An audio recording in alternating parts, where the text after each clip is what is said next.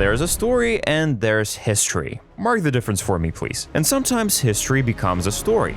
In today's video, we have both. Wonder how Valve suddenly changed the course of history and introduced skins for the first time ever? Or how one particular skin got involved in a copyright issue drama? Stick to the end, we've got a story to tell.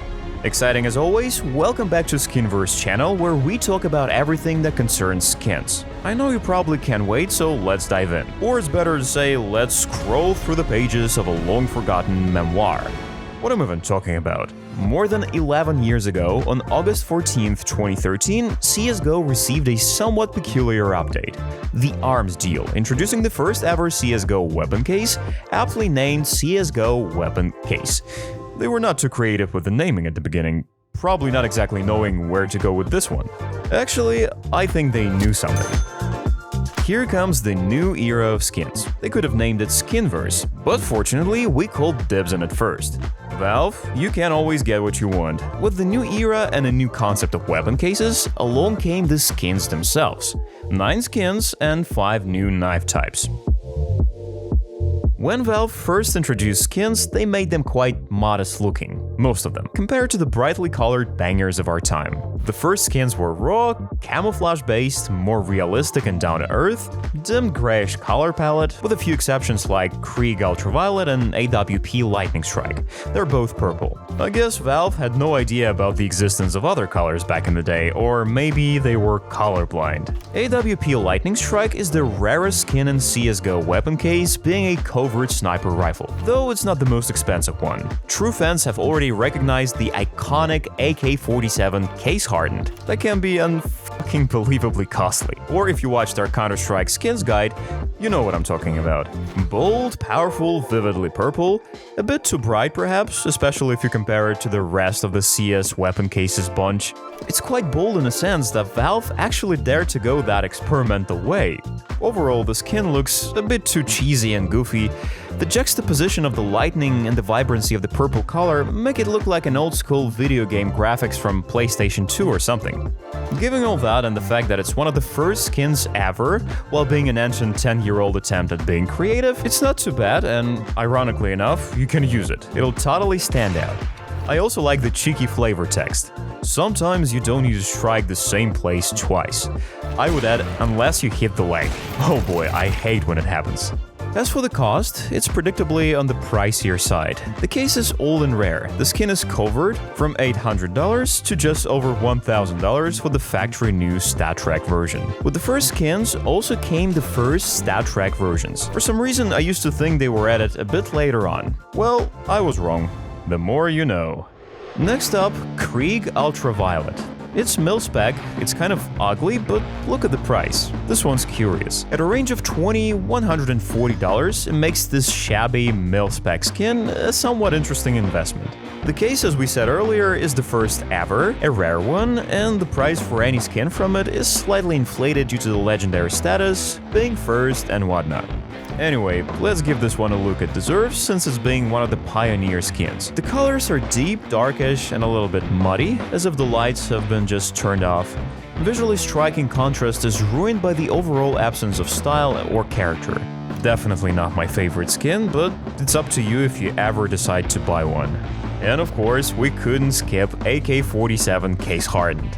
The one and only, a truly remarkable specimen. After all these years, it's still one of the highly sought-after skins of all time. Moreover, it's the skin that's given us the idea of blue gems. Thanks to the randomized pattern application, the unique pattern greatly varies from one skin to another. A beautiful range of colors from gold through blue, violet, and white is vastly different each time. And every once in a while, no, that's an overstatement, in pretty rare cases, you get a blue gem. No wonder it's called gem.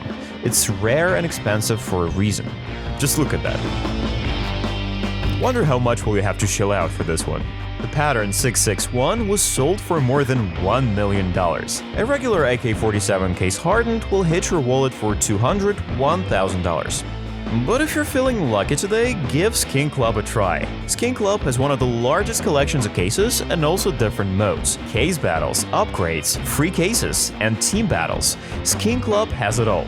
Don't forget that every month they hold a time-limited event where you can open cases for free just by completing tasks. Skin Club has a provably fair algorithm for each case and upgrades you do.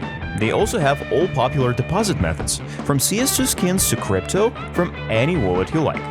So, if you want to put your luck to the test at Skin Club, jump into the description and go via the first link to get your 7% deposit bonus. The next one is Hypnotizing Desert Eagle Hypnotic.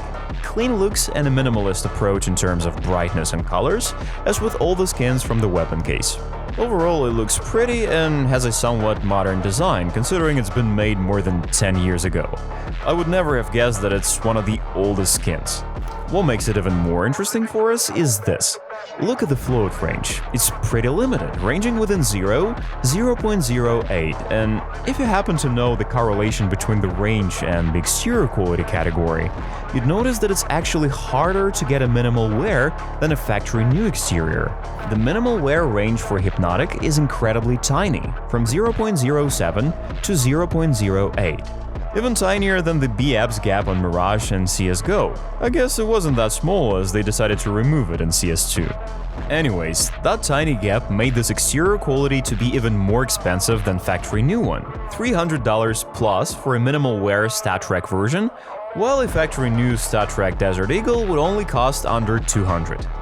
And I think that's it for the weapon case skins, but there's one thing left to discuss. Of course, it's knives. The weapon case introduced the idea of different shapes, different types of knives. We got 5 more from it. Bayonet, flip knife, gut knife, karambit, M9 bayonet.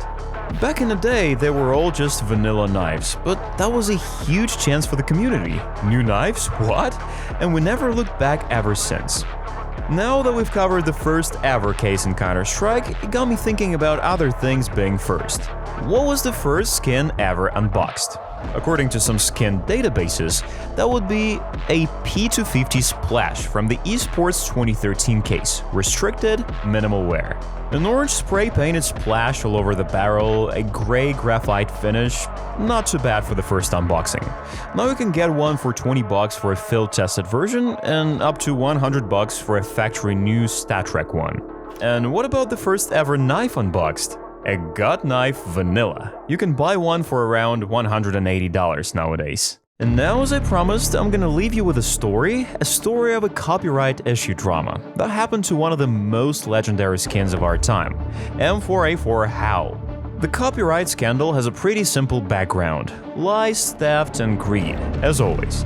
The original creators of the skins, Ozzy and Sig, though you can hardly call them by their nicknames after all that ensued, submitted an artwork that soon became quite popular and beloved among the workshop community. Ozzy even claimed that was inspired by his dog. Well, that was a whole load of crap. Canis Albus, the actual original creator of the artwork called Aggression, soon realized that his work has been stolen and used as a custom skin in a game. I have reported both copyright infringements, and I'm hoping that the items will be removed soon, solving the case, he said, also calling Ozzy a spineless worm, and deservedly so. What a roast. Soon after, Valve banned the scamming thieves and cleared the skins by changing the design. They also made a special category for the M4A4 Howl, which is called Contraband. It's still the only weapon there, but who knows what's gonna happen next. Valve themselves are probably aware of the odds and reserving the category for some future unforeseen cancellations, disputes, and scandals, kinda making us wish for them to be true. Who wouldn't want to see the follow-up to the story? And the M4A4 looks lonely in there all by itself. And surely such a drama inspired a sudden increase in price. But then the skin got totally removed from the Huntsman collection and the Huntsman weapon case, and is no longer obtainable except through trading or the Steam market. Okay, let's wrap it up. The story of Counter-Strike skins lives on, and frankly, I want to see more of such dramatic skin-related stories. Despite all the controversy, the game always comes up on top, and there is no such thing as bad publicity.